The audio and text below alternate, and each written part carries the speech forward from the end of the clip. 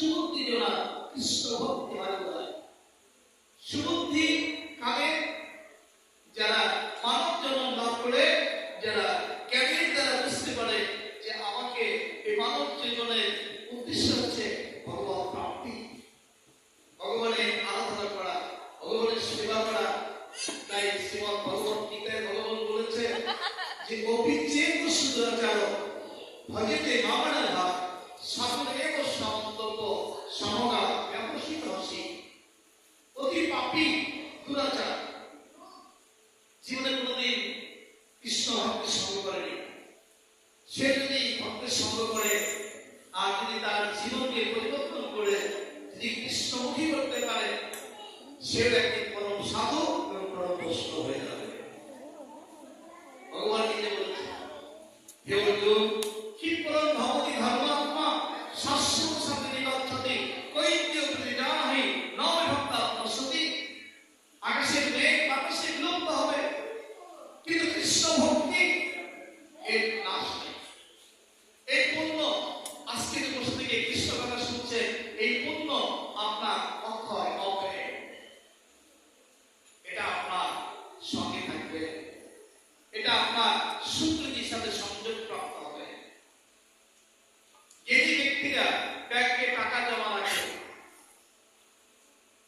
আর এই টাকা জমা রাখে ভবিষ্যতে যাতে সমস্যা করলে যেন ব্যাংক থেকে তুলে সমস্যা সমাধান করা যায়। আর মূর্খ ব্যক্তিরা কি করে?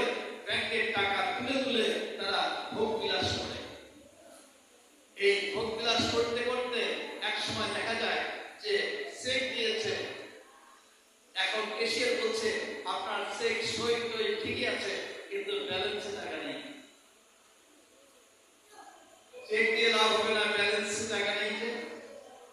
তাহলে যেহেতু টাকা নেই, পানে আলাদা দিয়ে আছে, দুঃখ এসে গেল জীবনে। এই জন্য শাস্ত্রে বলেছে যে সঞ্চয় থাকতে যারা সঞ্চয় করে তাদের কোনোদিন কষ্ট কম হয়, আর যারা সঞ্চয় না করে শুধু তুলে খায়, জমা করে না, তাদের একদিন দুঃখ এসে যাবে। তেমনি এই মানব জীবনে সুকৃতি সঞ্চয় থাকতে সঞ্চয় করে, অর্থাৎ আমরা ভাগ্য সুখ করছি, এখানে সঞ্চয় হলো পুণ্য। কিন্তু আপনি পুণ্যের ভয়ে 7 তলায় 5 তলায় কোটি টাকা নিয়ে সুখ ভোগ করছে, পুণ্য পাওয়া যাচ্ছে, ব্যালেন্স থেকে টাকা চলে যাচ্ছে, পুণ্য যাচ্ছে। পুণ্য যেতে যেতে যেদিন শূন্য এসে যাবে, সেটা তখন আপনার ভিখারির চেয়ে নষ্ট হবে। এই জন্য বলেছে যে সঞ্চয়, এটা বলেছে পারার্থ কর্মফল, বর্তমান কর্মফল, সঞ্চিত কর্মফল। জীবকে 3টা কর্মফল ভোগ করতে হয়। একটা হচ্ছে পারার্থ, জন্মে জন্মে যে পুণ্য পাপ করেছি সেটা প্রতিদিন ভোগ হচ্ছে, এটা পারার্থ, এটা ভোগ হচ্ছে। আর এই যে কর্ম করে যাচ্ছি এখানে যোগ হচ্ছে পুণ্য, এটা সঞ্চয়, এটা আপনার সঞ্চিত হচ্ছে। এই সঞ্চিত পুণ্যটা কোন জন্মে পাবে এটা ভগবানের কাছে জিজ্ঞাসা করা হচ্ছে। গান্ধারী যখন কুরুক্ষেত্রে যুদ্ধে গেলেন, যখন কুরুবংশ যখন ধ্বংস হয়ে গেল, গান্ধারী যে গোবিন্দকে বলছে, হে কৃষ্ণ, আপনি ভগবান, আপনাদের 5টি পুত্র বেঁচে আছে কুন্তি, আর আমার 100 পুত্র, একটা বেঁচে নেই, সব মারা গেল। হে গোবিন্দ, আমি জীবনে পাপ করি, আমি 50 জন্মের কথা বলতে পারি, জীবনে কোনো দিন পাপ করি, শুধু এই 50 জন্মে আপনার চরণে ভক্তি রেখেছি, কিন্তু পাপ করি।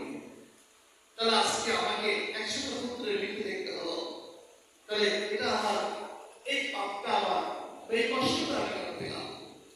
আমি আপনাকে অভিশাপ দেব। ভগবান বললেন, গান্ধারী, মানুষের জীবনে 3টা কর্ম, একটা হচ্ছে পারার্থ, একটা সঞ্চিত, আর একটা বর্তমান চর্ম। বর্তমানে এই কর্ম আগামী দিনের ভবিষ্যৎ। আগামী দিনে যে আপনি যদি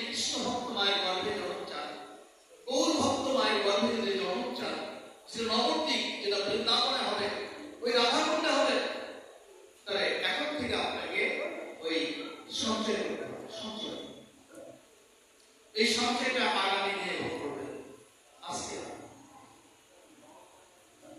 তাই বলছে যে গান্ধারী 50 জন্মের আগেও তুমি একবার এসেছিলে,